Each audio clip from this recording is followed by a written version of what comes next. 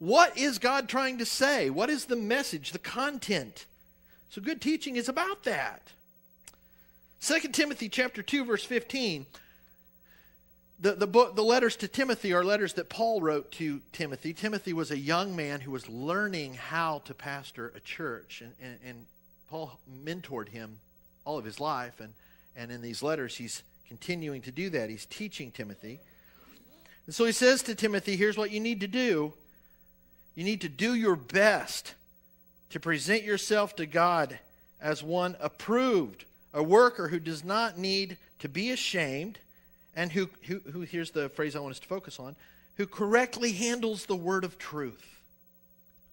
There's a correct way to handle the word of truth, and there are lots of incorrect ways to handle the word of truth. Paul is saying to Timothy, make sure that you don't try to make the Bible say something that it was never intended to say.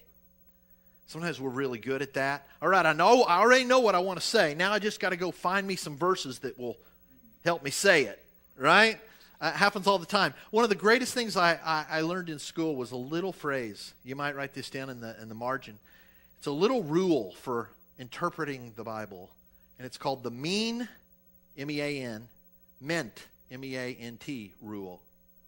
And that rule simply says that a scripture can never mean something it never meant. So part of correctly understanding the Bible is making sure you get back to the original intent of the writer. Who wrote this, and who did they write it to, and why did they write it, and what did it mean to them at the time?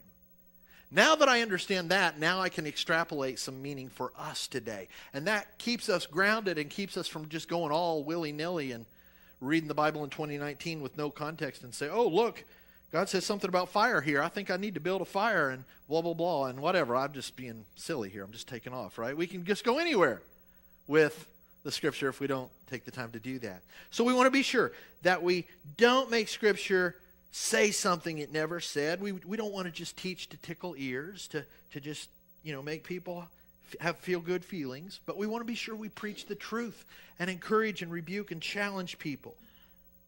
Make every effort to teach the what correctly.